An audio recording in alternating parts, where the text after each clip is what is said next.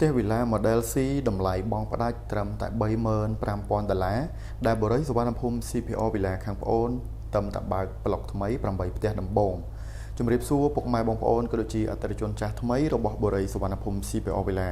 នេះគឺជាផ្ទះវិឡា model C ដែលសាងសង់នៅលើទំហំដីទទឹង10ម៉ែត្របណ្ដោយ20ម៉ែត្រ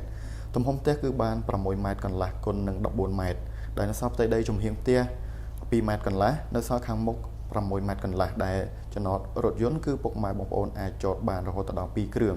ឬក៏ពុកម៉ែបងប្អូនមានកម្មវិធីផ្សេងៗគឺអាចដាក់តុអង្គុយលេងគឺបានច្រើនផងដែរតែនេះគឺយើងស្រស់ស្អាតហើយតម្លៃក៏ធូរមែនទែនសម្រាប់ពុកម៉ែបងប្អូន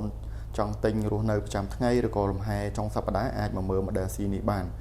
ហើយសម្រាប់នៅខាងក្នុងគឺយើងមានបន្ទប់ទទួលភ្ញៀវមួយដ៏ស្រស់ស្អាតនិងធំទូលាយខ្លាំងមែនទែនតែម្ដងតែនេះគឺយើងមានបន្ទប់ទទួលភ្ញៀវ1បន្ទប់គេង2និងកន្លែង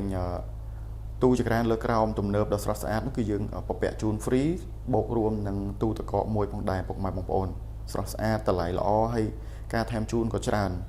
បន្ទប់ទឹកគឺយើងមានមួយផងដែរផ្ទះនេះគឺដោយបងប្អូនហ៊ាននិយាយថាគឺតម្លៃពុកម៉ែបងប្អូនអាចដើរមើលនៅតំបន់នេះបានគឺអត់មានទេផ្ទះស្រស់ស្អាតហើយតម្លៃទាបបែបនេះណាពុកម៉ែបងប្អូនហើយសម្រាប់លក្ខខណ្ឌបង់គឺផ្ទះនេះគឺងាយទេពុកម៉ែបងប្អូនអាចចូលរួមមុន 30% នៅសល់ 70% ទៀតគឺអាចបង់ជាមួយនឹងខាងបរិយាផ្ទាល់បានរយៈពេលវែងនិងគ្មានការប្រាក់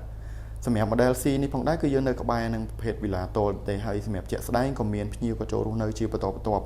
ទីតាំងងាយស្រួលក្នុងការរស់នៅអញ្ចឹងសម្រាប់ពុកម៉ែបងប្អូនចង់ជ្រាបព័ត៌មានកាន់តែច្បាស់កុំភ្លេចឆាតចូលទៅក្នុង page ឬក៏ទំនាក់ទំនងតាមលេខទូរស័ព្ទក្រុមការងារនឹងចាំផ្ដល់ព័ត៌មានភ្លាមនៅពេលនេះដែរខ្ញុំបាទវិសាលសូមអរគុណនិងសូមជម្រាបលា